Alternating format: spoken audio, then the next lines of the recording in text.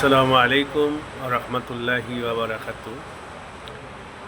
বাংলাদেশের রাজধানী ঢাকা। সেখানকার যানবাহনের মধ্য থেকে একটি যানবাহন আছে রিক্সা। এই রিক্সার বিষয়ে বাংলাদেশ কোনো গভর্নমেন্টেই সঠিক সিদ্ধান্ত নেননি।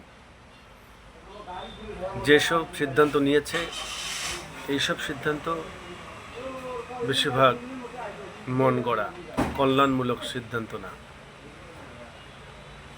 কল্যাণমূলক সিদ্ধান্ত নিতে গেলে দেখা যায় যে কিছু কিছু বিষয় নিজের গায়ে পড়ে যায়।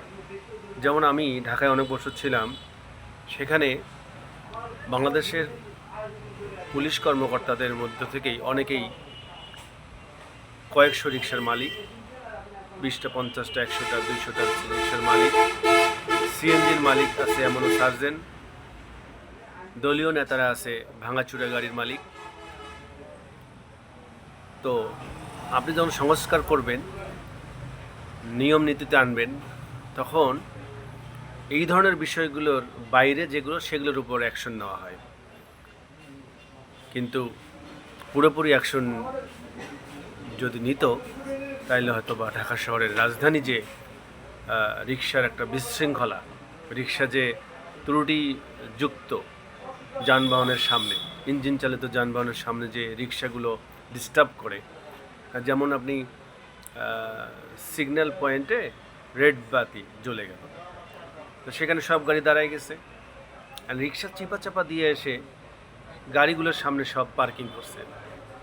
এখন যখন সবুজ বাতি জ্বললো, এখন রিক্সার জন্য বাস, মাইক্রো, ভারী যে যানবাহন আছে, মধ্যম যানবাহন আছে, হালকা যানবাহন আছে, এগুলো রিক্সার জন্য যেখানে সিগন্যাল ক্রসিং করার কথা ছিল 20-30-50টা গাড়ি, সেখানে 8-10টা গাড়ি 15টা গাড়ি যাওয়ার মধ্যেই আবার রেড সিগন্যাল চলে আসে। তার কারণে জ্যামগুলো শেষ হতে পারে না।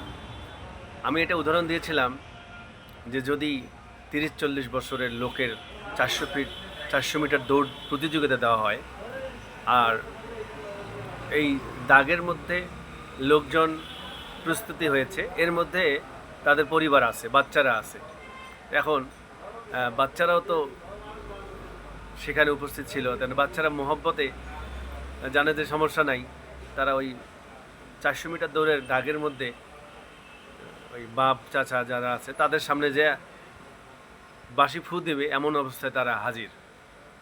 এখন আপনারা বলেন যে দৌড়টা কি সঠিকভাবে দিতে পারবে কিনা? কারণ আপনি তো ওই বাচ্চাকে লাথি মেরে দিতে পারবেন না, ওই বাচ্চাকে ধাক্কা দিয়ে ফেলাই দিয়ে দৌড় মারতে পারবেন না। তো আমি ঢাকা শহরে অনেক বছর থাকার মধ্যে এই জিনিসটা পেয়েছি যে আমি যখন রেডি হয়েছি, সামনে ফাঁকা, সিগন্যাল পড়লেই যাব, কিন্তু সামনে এসে 2টা রিক্সা হাজির হয়ে গেছে।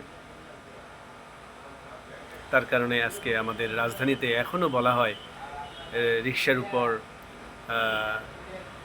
জরিমানা করা হোক, আইনের আওতা আনা হোক, ট্যাক্সের ব্যবস্থা করা হোক, ট্রাফিকের ব্যবস্থা আনা হোক। আসলে আইনের মতো যদি চলে, তাহলেই সুন্দর একটা রাজধানী উপহার দেওয়া যায়। আর যদি স্বজনপ্রীতি এসে যায়, মায়ায় এসে যায়, তাহলে সম্ভব না। আমি আসলে সচেতনতার জন্যই কথা বললাম। রিক্সাওয়ালারা ভাই যারা আছেন তারা মন খারাপ করবেন না, কারণ আপনাকে বুঝতে হবে টাচ ফোন আর বাটন ফোন এক না, ডিঙ্গি নৌকা আর শ্যালো মেশিনের নৌকা এক না, একজন স্যার আর একজন ড্রাইভার এক না, একজন ফ্যাক্টরির মালিক একটা কর্মচারী এক না, একটা নারী পুরুষ এক না, নারী আর পুরুষ এক হবে না, আলাদা। তো এই জিনিসগুলো আপনাদেরকে বুঝতে হবে। আসুন আমরা সঠিক বুঝ গ্রহণ করি এবং আল্লাহর সন্তুষ্ট জীবন করি। আসসালামু আলাইকুম ওয়া রাহমাতুল্লাহি ওয়া বারাকাতুহু।